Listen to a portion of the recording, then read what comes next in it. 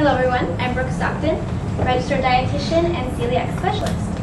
I would like to thank you all for being here today. Now I know most of you are here today because you have recently been diagnosed with celiac disease. Well, I'm here to tell you that it's not the end of the world.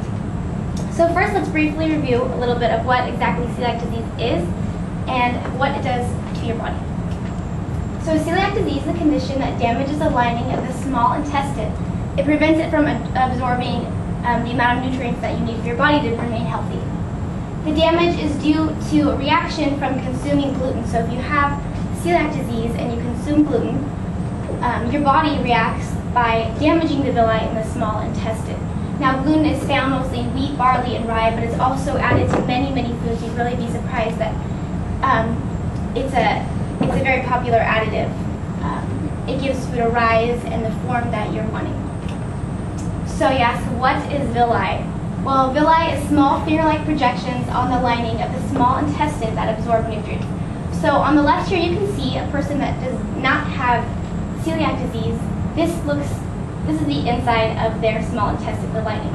So they're finger-like projections or hair-like projections. All of dots represent the nutrients. So you can see they're long, they're full, and all of these dots are being absorbed and pulled in by the villi.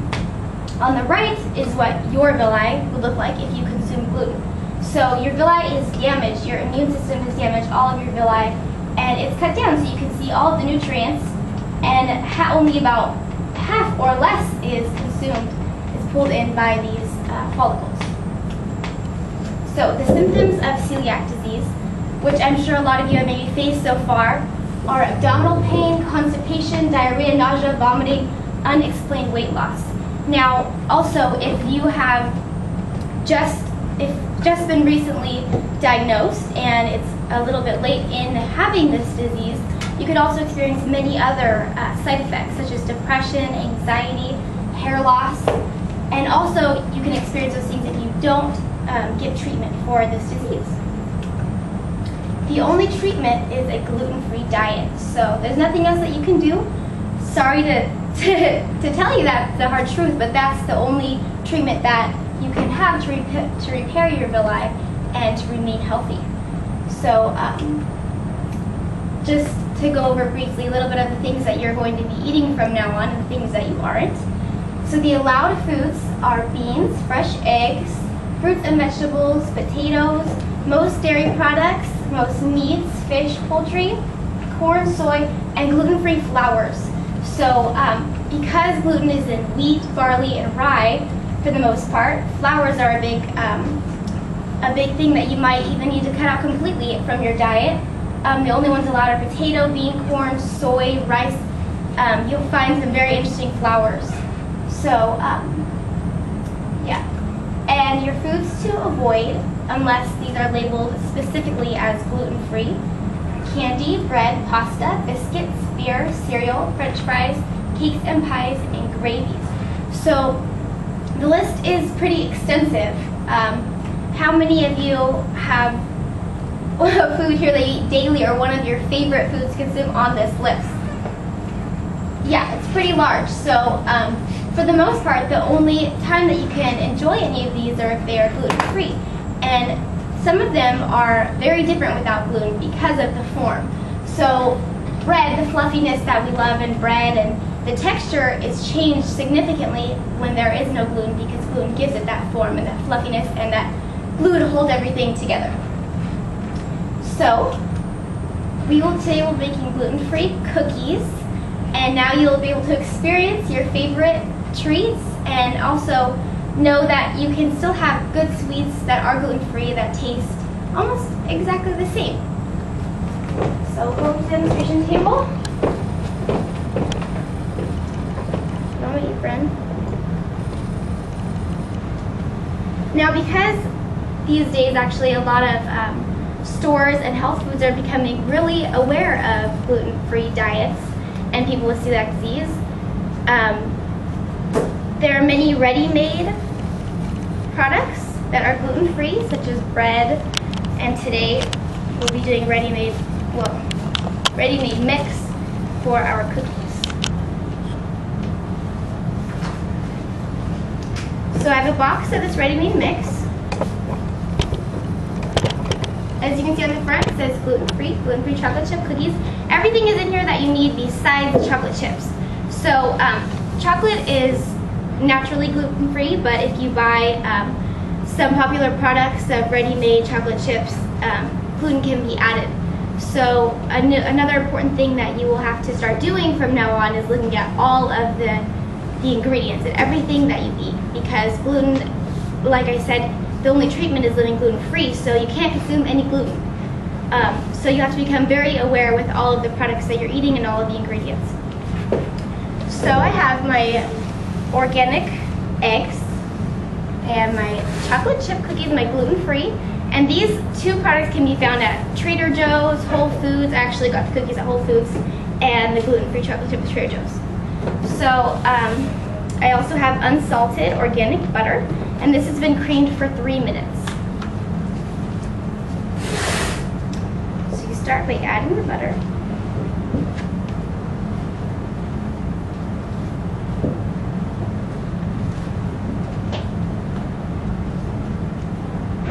And also there are many mixes such as brownie mix, oatmeal mix, so any other sweets that you like.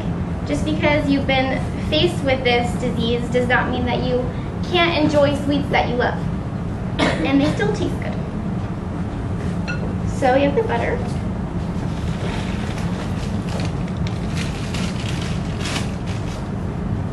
And I'm slowly going to add in this mix. It's a little hard to stir.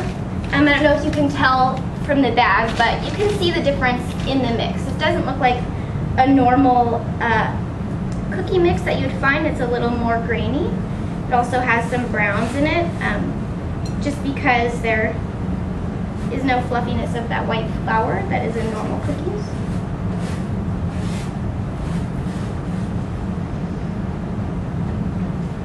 And also gluten-free cookies tend to be lower in calories, so they are better for you, lower in sugar.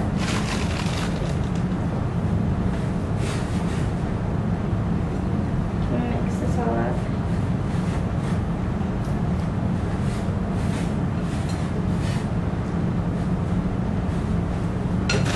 And many people like to make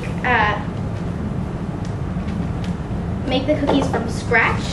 So even if you make the cookies from scratch, it is possible.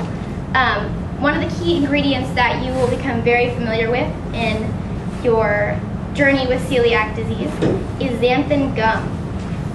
Xanthan gum is kind of replacement for the job that flour does in foods or desserts or pastries.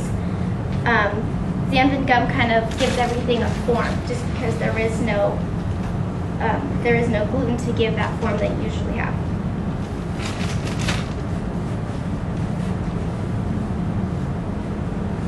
Stir this all up.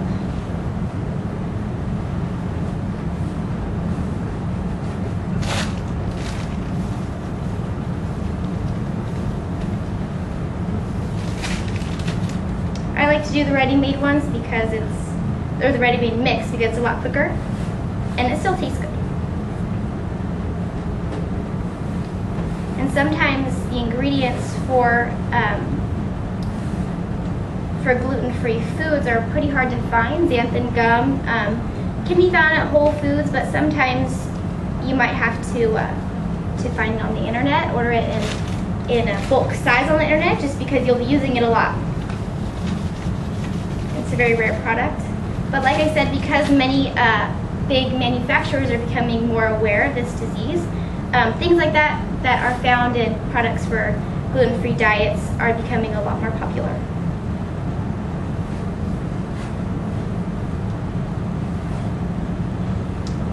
Okay, added about half, and now I'm going to add my egg.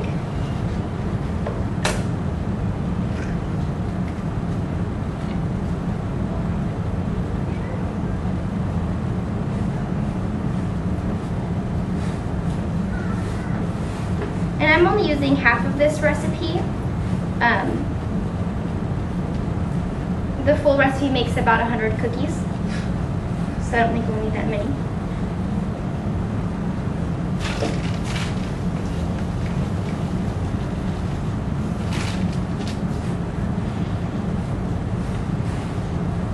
Does anyone have a relative or anyone else they know with celiac disease? Yeah, so you know daily life is definitely not impossible, but it is different. Especially eating out. A lot of things. Gluten, you know, you like to go to your favorite restaurant and sit there and munch on some bread before your meal. Well, when you have celiac disease, you can't do that. Unless it's gluten-free bread, of course. And hopefully one day, many restaurants will become more familiar with it and will be making that product more available than it is becoming.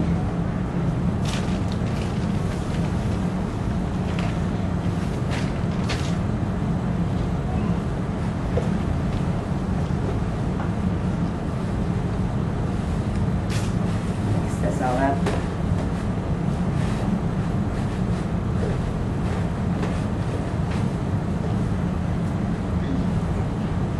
Okay, and then you can add your gluten-free chocolate chips. You can also add walnuts, even oats, any kind of cookies or extra additives that you like. Nuts are something that you can eat. Most of the things, the foods that are allowed are natural foods. You have, in a gluten-free diet, you have a lot of fruits and vegetables, you have your protein, so it is a very healthy diet. You have your protein, you have your carbs, you have your grains, your starches, everything else besides gluten.